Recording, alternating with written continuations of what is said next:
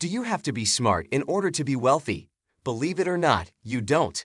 As the Morgan Housel said, financial success is not a hard science. It's a soft skill where how you behave is more important than what you know.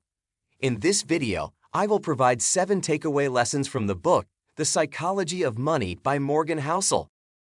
Takeaway 1. No one's crazy. Each person has a reason for their respective financial choices. Most often, individuals' choices are influenced by their past investment experiences. Since we know nothing of the individual's past experiences, we should not be judgmental on the way they invest or not. The issue of making investment decisions based solely on past performance is that it diminishes other prospective opportunities that may arise. Take Chris and Paul, for example. Chris has a bearish view on the stock market and refuses to invest in it again because he started investing in early 2008 and lost a fortune during the financial crisis. Paul, on the other hand, is bullish on the stock market because he started investing in 2010 when the market recovered and made massive gains. The two perspectives on the market are different, but neither are wrong because everything was based on their experiences. The best way to move forward is to learn to make investment decisions based on our goals and investment options rather than our past experiences. Takeaway 2. Never enough. Housel explains that no matter how much money an individual makes, it will never be enough.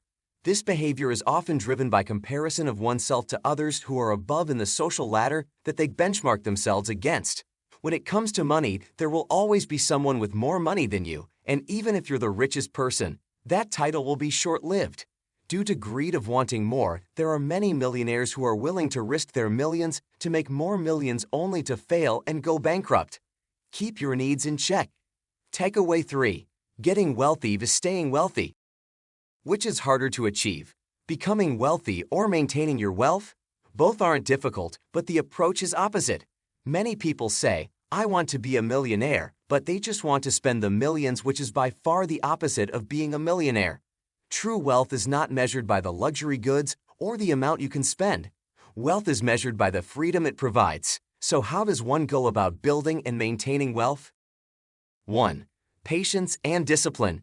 To be wealthy, one must simply be patient and disciplined. The most reliable way to make money is to stay consistent and remain calm and ride the stock market's roller coaster. By being consistent and dollar-cost averaging, whether the market is up or down, this allows you to take advantage of compounding. 2. Margin of safety. As the author states in his book, a plan is only useful if it can survive reality, and a future filled with unknowns is everyone's reality. So always have a plan on your plan not going according to plan. If your monthly expenses requires $3,000, plan at least $3,500 just in case if your utility bill are higher than expected. 3. Wealth is what you don't see. We tend to judge wealth based on what's visible to us.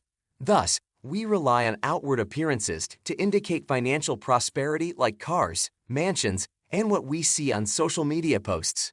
Modern capitalism encourages individuals to act as if they were successful before they even achieve it.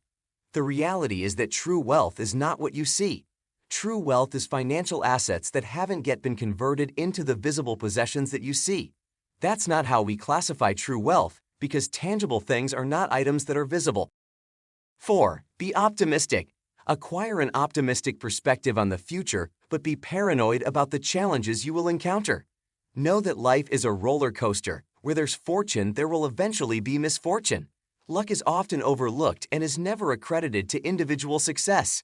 Therefore, past achievements cannot be used as a forecast for your future success based on hard work alone. Staying humble is the safest way to become wealthy and maintain wealth. Takeaway 4. Man in the car paradox. Now imagine you're sitting outside a cafe and you hear the roar of an engine and a luxury car pulls up. Surely, this car starts to make you think if you owned this car, you would be the center of attention. Everyone's eyes will be on you, and the car would command feelings of jealousy, approval, and even respect. Did you notice the paradox in this given situation? In the mental image that you just had, when you saw the luxury car pull up, the driver never came across your mind. However, when you imagined yourself owning the car, you believed you as the driver would get the attention. The driver that pulled up while you were sitting outside of the cafe also has the thought that everyone thinks highly of him with admiration and respect. But in truth, nobody cares about the owner or the driver. The paradox of the man in the car is that you believe that if you were the man in the car, people would notice and admire you. But you believe this while ignoring the man in the car.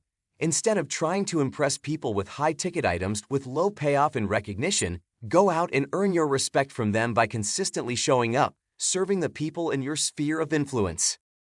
Takeaway 5. Reasonable greater than rational. Being rational may be a great thing, but sometimes it should not be the end-all be-all. Why is reasonableness more appealing than rationality? Rationality helps one make decisions based on facts and numerical values, whereas reasonableness comprises other factors. Sometimes we make reasonable decisions when we don't want to let a person or people down, or when making an investment decision based on uncertainty of future growth potential. Let me give 2 examples as how sometimes being reasonable can be a better option. Example 1. This is Gary. He is a 30-year-old man who did not buy Tesla stocks back in 2017 despite all his friends telling him to. The reason why he didn't buy into Tesla's stocks was because he is a rational investor, and the financial summary of Tesla did not capture his interest. 5 years later, many of his friends are retired and sipping cocktails in the Bahamas. Example 2. This is Joe. He is a 40-year-old man who bought some Tesla stocks back in 2018 at the price of about $25 per share. In 2019, just a year later, the stock dropped 30%. If Joe was a rational investor, he would have sold his shares to pocket the gains. However, since Joe is a reasonable investor who has a strong conviction in future EV, he believes it will bounce back. So, he decided to wait. And today, he's probably sitting on a pile of cash and not recklessly spending it or flaunting it. Being a little reasonable instead of being just rational will make your investment journey all more pleasant and give you an extra edge. Takeaway 6. Tails, you win.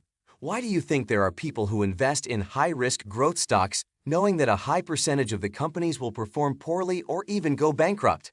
The answer is because out of all the failing companies, they just need one to exponentially grow to hedge their loss and still profit. Here's an example. A venture capitalist may invest in 100 startup companies. 75 of them can fail, 20 of them can do reasonably well, and the other 5 can cover the losses and increase their fund's return. As the greatest investor of all times, Warren Buffett said in his shareholders' meeting that he owned over 400 different companies, but only a handful of companies gave him significant gains. Believe it or not, our greatest success and our biggest stories are often an outcome of a tail event, an outlying 1 in 1,000s or millions event. Takeaway 7. The seduction of pessimism. If someone tells you that are going to receive $1 million in the next 48 hours, however, someone will come after your life.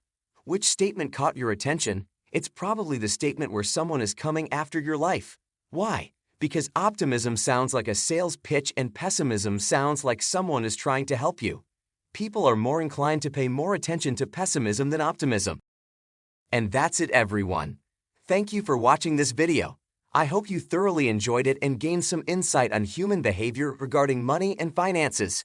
Please drop a like and subscribe as I will continue reading personal finance books and provide lessons that I believe can benefit everyone. Also, please comment below on your own personal behavior regarding to finances.